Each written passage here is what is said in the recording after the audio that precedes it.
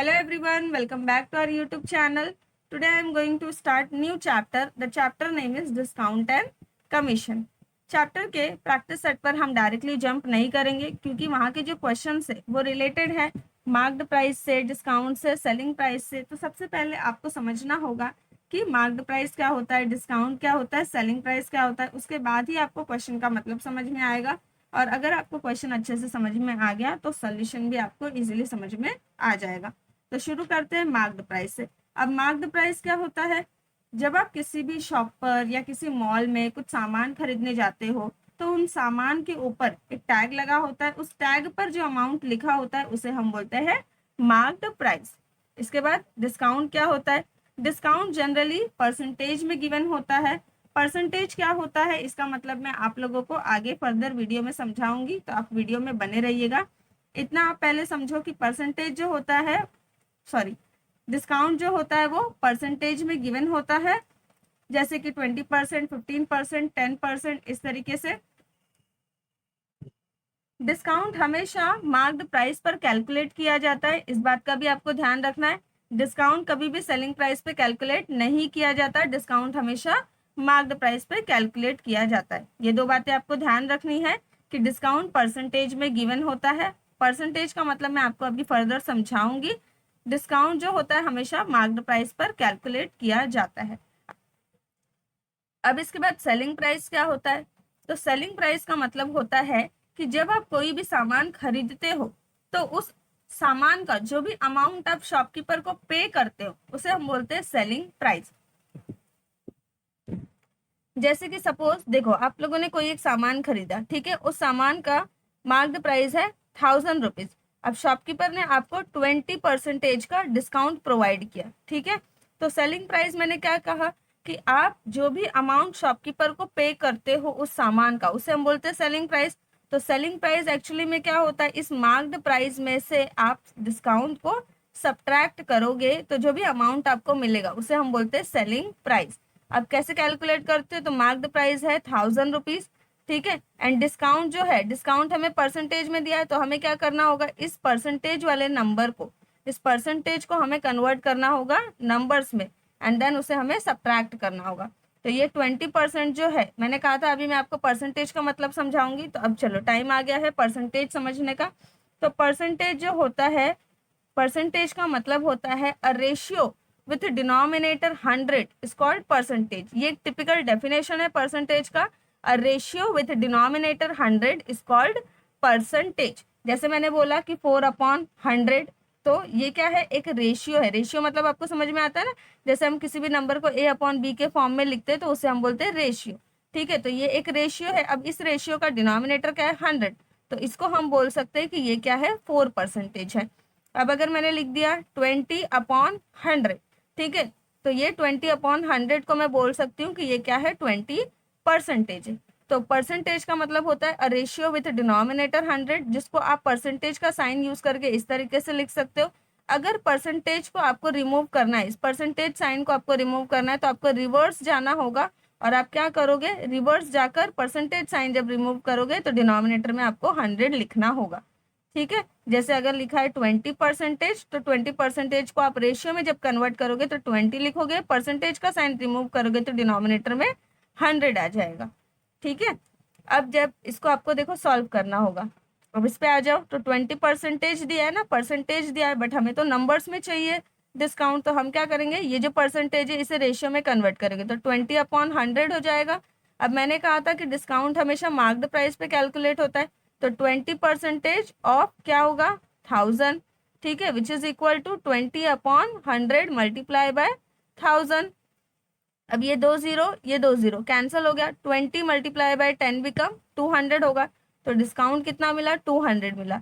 So which is equal to, mark the price में से discount subtract करेंगे, it means 1000 में से 200 सब्ट्रैक्ट करेंगे तो आंसर आ जाएगा 800 रुपीज। तो 800 हमने शॉपकीपर को पे किया, तो ये क्या बन गया, सेलिंग प्राइस बन गया। तो इस तरीके से फॉर्मूला क्या बना, सेलिंग प्राइस क्या होता है, मार्क्ड प्राइस माइनस डिस्काउंट होता है। तो ये बन गया एक फॉर्मूला, जिसको मैं यहाँ पे फिर से लिख देती हूँ। देखो, selling price is equal to marked price minus discount. अब आप लोगों को अगर क्वेश्चन में मार्क्ड प्राइस पूछेंगे तो आप इसी फॉर्मूले को क्या कर सकते हो, मैनिपुलेट कर सकते हो। अगर आपको मार्क्ड प्राइस फाइंड आउट करना है तो आप क्या करोगे, सेलिंग प्राइस जो है इसे लेफ्ट हैंड साइड में रहने दो, डिस्काउंट को इस तरफ लेकर चले जाओ। देखो यहाँ नेगेटिव है, इसको मैं वहां लेकर जाऊंगी तो क्या हो जाएगा, पॉजिटिव। तो सेलिंग प्राइस प्लस डिस्काउंट हो जाएगा। ठीक है, तो एक ही फॉर्मूले से आप तीन अलग अलग फॉर्मूले मैनिपुलेट कर सकते हो। ठीक है, जैसे देखो selling price is equal to marked price minus discount था। मार्क्ड प्राइस क्या हो जाएगा, सेलिंग प्राइस में डिस्काउंट ऐड कर दो। वैसे डिस्काउंट क्या हो जाएगा, तो डिस्काउंट हो जाता है यहाँ पे marked price minus selling price. ठीक है, तो एक यानी कि ये जो एक फॉर्मूला था इससे आपने दो नए फॉर्मूले बना लिए और इस तरीके से थ्री फॉर्मूले बन गए, जो कि आपको याद करने की कोई जरूरत नहीं है। आपको ये याद रखना है, इससे आप ये सब मैनिपुलेट कर सकते हो। अब आते हैं टाइप ऑफ क्वेश्चंस की बारी। ठीक है, मतलब किस तरीके के क्वेश्चंस आएंगे, किस टाइप के क्वेश्चंस आएंगे, पहले आपको ये समझना चाहिए। मैं आप लोगों को बोलूंगी कि वीडियो को थोड़ा सा बैठकर मतलब तसल्ली से, थोड़े सब्र के साथ आप वीडियो को देखना, तो आपको इजीली अगर जब समझ में आ जाएगा ना कि टाइप ऑफ क्वेश्चंस कैसे है, तो आपको मतलब इजीली प्रैक्टिस सेटअप कर लोगे। ठीक है, तो आप ऐसे नहीं सोचो कि वीडियो लेंदी है, पता नहीं मैं क्या पढ़ा रही हूँ। आप एक बार ध्यान से समझोगे तो आप लोगों को जो प्रैक्टिस सेट है उसके क्वेश्चंस बहुत अच्छे से समझ में आएंगे, अगर आप टाइप ऑफ क्वेश्चन समझ लोगे तो चलो स्टार्ट करते हैं टाइप ऑफ क्वेश्चन से। तो देखो एक पहला टाइप ऑफ क्वेश्चन क्या है, फर्स्ट टाइप क्या है यहाँ पे, कि आपको क्वेश्चन में क्या दिया रहेगा, मार्क्ड प्राइस दिया रहेगा, जैसे 1000 रुपीज मार्क्ड प्राइस दिया है, सेलिंग प्राइस दिया रहेगा। ठीक है, 800 सेलिंग प्राइस दिया है, डिस्काउंट फाइंड आउट करने के लिए कहा गया है। तो आप क्या कर सकते हो, डिस्काउंट का फॉर्मूला अभी मैंने आप लोगों को बताया। तो डिस्काउंट क्या होता है, marked price minus selling price. इस तरीके से आपको 1000 में से 800 सब्ट्रैक्ट कर दोगे तो 200 आ जाएगा डिस्काउंट। ठीक है, अब सेकंड टाइप का क्वेश्चन क्या बनता है कि आपको अगेन दिया रहेगा मार्क्ड प्राइस सपोज 1000 रुपीज। ठीक है, अब आप लोगों को दिया हुआ है डिस्काउंट जो है, डिस्काउंट आप लोगों को बोला गया है कि यहाँ पे डिस्काउंट है 20% का, और आपको सेलिंग प्राइस जो है वो फाइंड आउट करना है। तो मैंने आपसे कहा, क्या कहा, मैंने आपसे कहा कि जो सेलिंग प्राइस है, सॉरी, मैंने आपसे क्या कहा कि जो डिस्काउंट है वो हमेशा मार्क्ड प्राइस पे कैलकुलेट होता है। तो आप क्या करोगे, डिस्काउंट जो है यहाँ पर दिया हुआ है डिस्काउंट, ये परसेंटेज में आपको इसे किस में, न्यूमेरल्स में कन्वर्ट करना है। तो आप ये 20% को रेशियो में कन्वर्ट करोगे, तो परसेंटेज का साइन जब रिमूव करोगे तो डिनोमिनेटर में 100 आ जाएगा। तो 20% ऑफ 1000 रुपीज हम फाइंड आउट करेंगे। 2 0 कैंसिल हो गया, 20 मल्टीप्लाई बाय 100 बिकम 200 आ गया। ठीक है, अब आप क्या कर सकते हो, यहाँ पे आपको कैलकुलेट करना है सेलिंग प्राइस। तो मैंने फॉर्मूला आपको क्या बताया कि डिस्काउंट क्या होता है, डिस्काउंट अभी अभी हमने देखा ना, डिस्काउंट होता है marked price minus selling price. अब मुझे सेलिंग प्राइस फाइंड आउट करना है। सेलिंग प्राइस को मैं राइट हैंड साइड में नेगेटिव है, लेफ्ट हैंड साइड में शिफ्ट करूंगी तो पॉजिटिव हो जाएगा। तो सेलिंग प्राइस एक्चुअली में क्या होता है, मार्क्ड प्राइस माइनस डिस्काउंट होता है। ठीक है, एक फॉर्मूला अगर आपको अच्छे से याद है तो इस तरीके से आप दूसरा फॉर्मूला बना सकते हैं। मार्क्ड प्राइस है 1000, डिस्काउंट है 200, तो यहाँ पे सेलिंग प्राइस आ गया 800 रुपीज। ठीक है, देखो यहाँ पर भी हमने मतलब वही सेम सेम क्वेश्चंस को मैं रिपीट कर रही हूँ सो दैट आपको अच्छे से समझ में आ जाएगा। अब आप ये एक टाइप आपको समझ में आ गया। देखो अब एक थर्ड टाइप आप देखो कि जहाँ पे मार्क्ड प्राइस दिया ही नहीं है, मार्क्ड प्राइस हमें क्या करना है, कैलकुलेट करना है। यहाँ पे डिस्काउंट दिया है, डिस्काउंट दिया है यहाँ पे 20% का, और सेलिंग प्राइस यहाँ पे दिया है 800। तो मार्क्ड प्राइस यहाँ पे हमें कैलकुलेट करना है। डिस्काउंट है 20% का, सेलिंग प्राइस है 800 रुपीज। अब जो डिस्काउंट है इस वाले क्वेश्चन में तो मैंने क्या किया, मार्क्ड प्राइस दिया हुआ था तो मैंने डिस्काउंट कैलकुलेट कर लिया, क्योंकि डिस्काउंट मार्क्ड प्राइस पे ही कैलकुलेट होता है। तो डिस्काउंट मैंने जब फाइंड आउट किया, अब marked selling price find out करने के लिए मार्क्ड प्राइस में से मैंने डिस्काउंट सब्ट्रैक्ट किया, सेलिंग प्राइस मुझे मिल गया। लेकिन यहाँ पर जो क्वेश्चन है इसमें तो मार्क्ड प्राइस ही गायब है। अब हम क्या करेंगे, तो इस कंडीशन में हम यूज करते हैं रेशियो का। ठीक है, ये जो ऊपर वाला क्वेश्चन है ना, इसमें भी मैं रेशियो यूज कर सकती हूँ, तो वो कैसे करूंगी वो मैं बाद में बताऊंगी, पहले आप इसको देखो। तो यहाँ पे हम क्या करेंगे, देखो डिस्काउंट कितना है, डिस्काउंट है 20% का। ठीक है, तो यहाँ पे अगर मार्क्ड प्राइस जो है, मार्क्ड प्राइस अगर 100 रुपीज होता, मार्क्ड प्राइस अगर सपोज एक स्टैंडर्ड नंबर हम लोग ले लेते हैं, अगर 100 रुपीज का कोई सामान है, 20% का डिस्काउंट मिल रहा है, तो 100 रुपीज के सामान के लिए सेलिंग प्राइस क्या हो जाएगा, 80 रुपीज हो जाएगा, ऑब्वियस सी बात है। ठीक है, सिमिलरली यहाँ पे हमें क्या करना है, मार्क्ड प्राइस कैलकुलेट करना है। सेलिंग प्राइस कितना है 800, देखो मार्क्ड प्राइस है यहाँ पे, कैलकुलेट करना है एंड सेलिंग प्राइस यहाँ पे दिया हुआ है 800।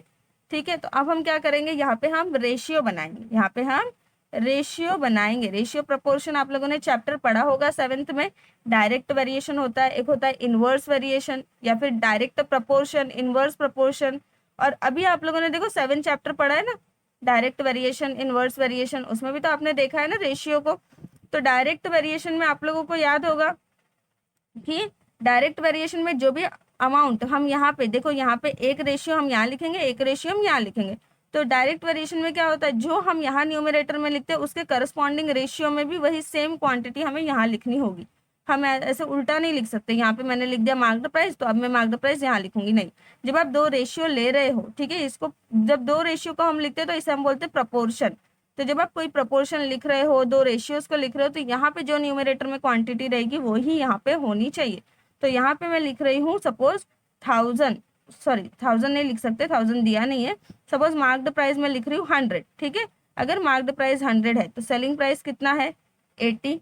सिमिलरली यहाँ पे मार्क्ड प्राइस कैलकुलेट करना है, तो हमने इसे x अज्यूम कर लिया। अब सेलिंग प्राइस कितना है 800। अब हम इसे क्रॉस मल्टीप्लाई करेंगे तो 100 multiply by 800 is equal to 80 multiply by x हो जाएगा। Therefore x is equal to क्या हो जाएगा, 100 मल्टीप्लाई बाय 800 डिवाइड बाय 80। अब यहाँ पे इसको मैं कैंसिल कर देती हूँ, 1 जा और ये 10, तो 100 मल्टीप्लाई बाय 10 कितना हो जाएगा 1000। देखो उसी चीज़ को मैंने जानबूझ के कैलकुलेट किया था सो दैट आपको समझ में आए। तो यहाँ पे आ गया ना, हमें मार्क्ड प्राइस 1000 रुपीज़ आ गया। तो वही मैं आपको बोल रही हूँ कि हर जगह पे मैं ये वाला जो सोल्यूशन है इस तरीके को मैं यूज़ नहीं कर सकती। आपको बहुत सारी जगहों पे क्या करना होगा, इस वाले मेथड को यूज़ करना होगा। तो आपको ये समझना ज़रूरी है कि रेशियो प्रपोर्शन कैसे यूज़ करते हैं, रेशियो हम कैसे लिखते। तो ध्यान देना कि जो क्वांटिटी मैं यहाँ लिख रही हूँ वही सेम क्वांटिटी मैं यहाँ लिखूंगी। ये 100 मार्क्ड प्राइस था, सिमिलरली एक्स हमने अज्यूम किया मार्क्ड प्राइस है, कितने अमाउंट पर, सेलिंग प्राइस 800 रुपीज़ पर। यहाँ पे मार्क्ड प्राइस था 100, सेलिंग प्राइस हमने 800 यहाँ पे डिसाइड किया था, यहाँ पर क्योंकि डिस्काउंट था 20% का। ठीक है, अब मैंने कहा था आपको कि ये वाला क्वेश्चन भी मैं वैसे रेशियो प्रपोर्शन से सॉल्व करके बताऊंगी। तो चलो यहाँ पे जो थोड़ी सी जगह है यहाँ पे मैं सॉल्व कर देती हूँ। देखो देखो सेम क्वेश्चन को मैंने न्यू पेज पर लिख दिया है। अब यहाँ पर मैं क्या करूँगी, रेशियो यूज करने वाली हूँ। मार्क्ड प्राइस कितना है 1000 रुपीज़ है, डिस्काउंट 20% है, सेलिंग प्राइस फाइंड आउट करना है। पहले मैंने क्या किया, 20% का जो डिस्काउंट है वो 1000 रुपीज़ के कैलकुलेट किया।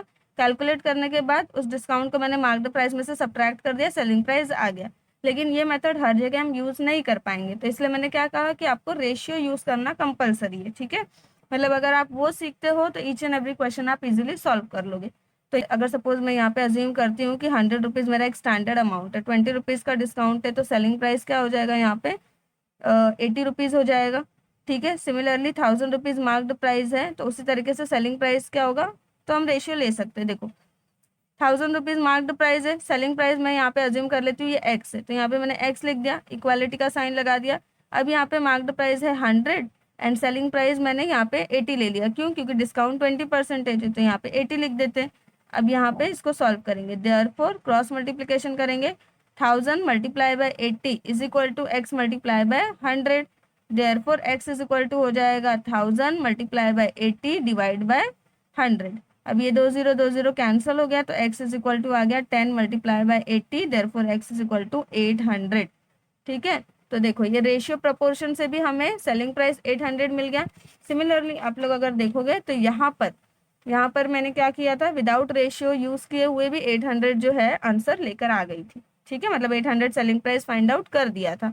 तो ये भी एक तरीका है, इससे भी आप सॉल्व कर सकते हो। समटाइम कुछ क्वेश्चन जो है वो इससे सॉल्व हो जाते, तो आप ये मेथड यूज करो। बट जहां पर इससे सॉल्व नहीं होगा, कहाँ पर नहीं होगा सॉल्व, ये कहाँ पर यूज नहीं होगा, तो यहाँ पे मैंने देखो एक क्वेश्चन बताया था आपको जहाँ पे डिस्काउंट क्या है, कि डिस्काउंट जो है मतलब जहाँ पर मार्क्ड प्राइस नहीं दिया हुआ है, डिस्काउंट तो दिया है लेकिन मार्क्ड प्राइस नहीं दिया है, तो डिस्काउंट तो मार्क्ड प्राइस पे कैलकुलेट होता है, सेलिंग प्राइस पे तो नहीं होता, तो वहाँ रेशियो की नीड आपको लगेगी ही लगेगी।